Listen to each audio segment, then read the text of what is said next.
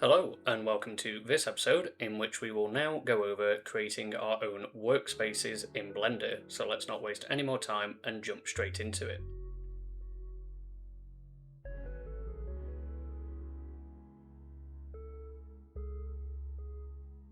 So a workspace is a preset UI layout designed for specific tasks. Each contain basically their own arrangement of editors, tools and modes. So they let artists switch between tasks without constantly rearranging the interface. They don't change your data, it's only how Blender presents it. They're fully customizable. You can add, remove editors, change layouts, save your own, or even delete the defaults.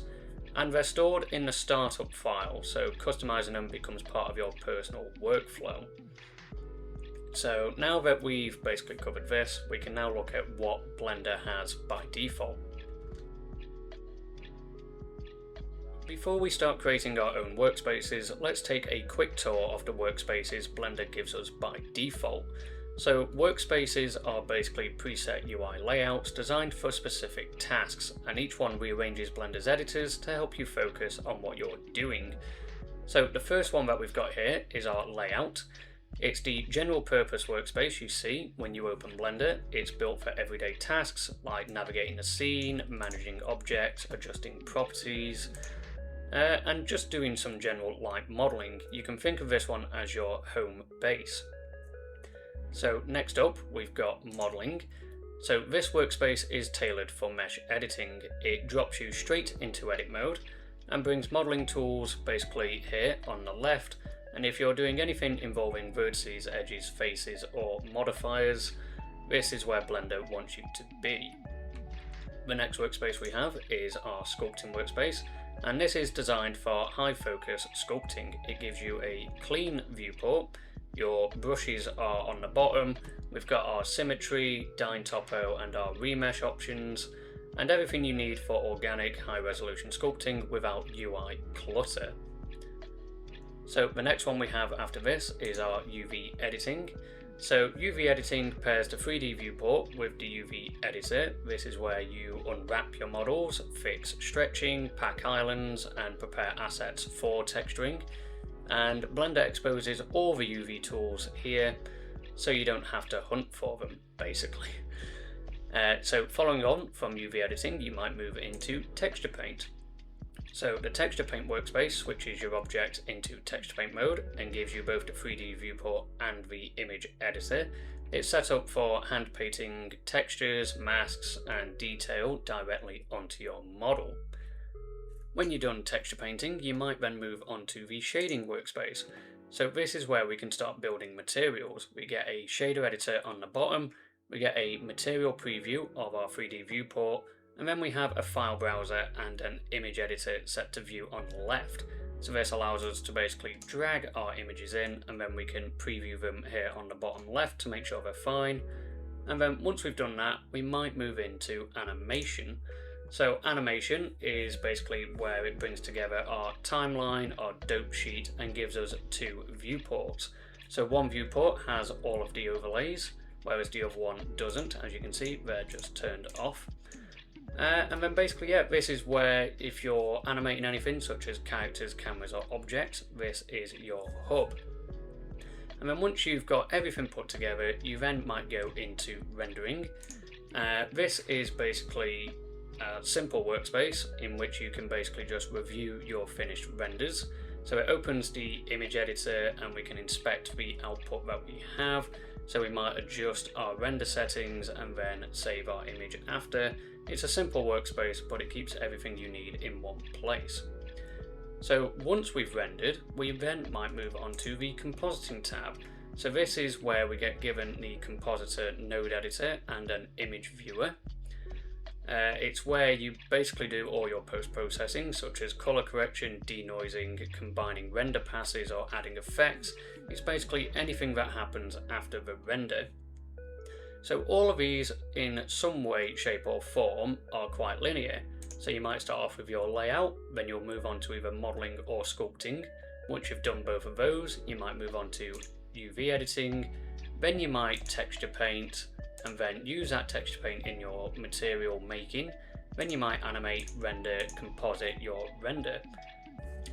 So geometry node and scripting is where they might not even be used in your modeling process, so they're just kind of off to the side, or at least that's the way I see it. So geometry nodes gives us a spreadsheet that gives us the information of our vertices, edges, faces and face corners. We have our 3D viewport to view our model, and then the bottom half is basically committed for us to be able to see our geometry node setup. And then lastly, we've got our scripting workspace, which basically gives us our 3D viewport, a text editor, our Python console, and an info panel. So it's built for writing scripts, for automating tasks, developing custom tools. If you're doing anything with Python, this is your dedicated environment. So those are basically Blender's built-in workspaces. Each one is designed around a specific task, and they're all just different ways of arranging the same editors. So now that we know what Blender provides out of the box, let's move on to creating our own custom workspace.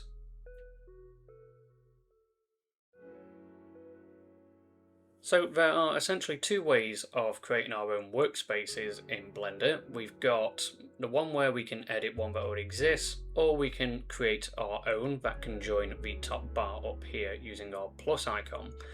So I'll start with the first one because it's the quickest, I suppose. So we have our default layout here. If we go to any corner of a window, we'll get this little crosshair plus icon.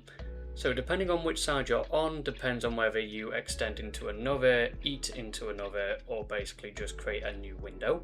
So for example, if we are on our 3D viewport and we sit around in the corner of this one and then drag down, what we will essentially get is where that black line is going to be our dividing line between the two. And then we could turn this one into our shader editor, for example, so we can make our own materials. If we decide that we don't want this bottom one anymore, in our 3D viewport, if we just move over to, like I say, any of these corners, we can click and then drag down, and then as you can see it says join areas 3D viewport, and then we come back to this. So just like this one, we can basically drag into this, but if we end up doing this sort of thing, this one ends up becoming its own vertical tab. We don't really get these L-shaped ones, and the only way you could sort of do that is if we turn this one back into a 3D viewport, but now we have two 3D viewports. This doesn't sort of eat into this one and then it combines them both into one. So what we can do is we can basically drag this one back in, and then if you go too far, you'll find that it basically will become this little square here, and then essentially we can go back to normal. So that's how we can basically merge things. So basically we can do this, we can turn this into a shader editor, we can then drag this up a little bit, and then this can be our UV editor, and then we can drag this up maybe a little bit because we're animating, and then this is our graph editor. So you could have this, and then this is now your workspace for the rest of this file. So if we want to make a dedicated workspace that joins the ranks of these grates up here, what we can do is we can click the plus icon. So we can either select some pre-made ones that are amongst all of this. So if we select, say, the effects, and we want masking, it will give us this masking workspace in which we basically have this movie clip editor, so we can look at our movie clip. We have our compositor here, and then we also have our dope sheet. I believe this one is, yep. And then as you can see, this one is called masking. If you find you don't want it anymore, simply right click and then we can delete it. So if we press the plus, we can basically either duplicate the current one that we're on. So if I duplicate this one, we should have two motion tracking ones. So again, I'm going to delete that. If we're on layout and I click the plus and duplicate current, we'll have layout 001 and regular layout. So again, we can delete this as well. Or basically what you can do is you could make a new one. So we'd go into, say, our layout one, and like I say, we can then just snap this down, turn that into shader editor, bring this up, and then that is now our UV editor. And this is how we want to work. And then what we can do is we can double click the tab of this, and we can call this our 3D UV shading. And then there you go, this is our 3D UV shading. If you want to reorganize these for any reason, so for example, you might even just go, I want to delete all of these because I really don't need them, and you are adamant that, you know, they're just in your way, for example, then what we can do is just delete all of those, and then we now have just these two. If you then want to bring them back, of course, you can just go into compositing, and then it will bring you the compositing one back, and if you want the scripting, it will give you the scripting one back. And then we also have this reorder to front or reorder to back. We can also, you can't drag, so it's not like your browser tabs, for example, where you can just drag them, but if you basically hold down and select and then move across, you basically will just navigate through all of them. So yeah, if you want that one at the back because you rarely composite, go for it, and then if you want this one at the front because you're forever working on 3D UV shading, then that can go to the front. So if we delete all of those and then we save our file, if we reopen Blender, we'll basically have these. So what I'm going to do is save as, and then I'm just going to save this in our downloads as Workspaces, and then save as. So if I open up a new version of Blender 5.2, we won't have actually saved all of those workspaces, so we've still got our 11 or 12 in my case at the top here. But what we can do is if we open Blender 5.2 and then bring back our workspaces and then press the X and then bring it back in, we still have our workspaces at the top.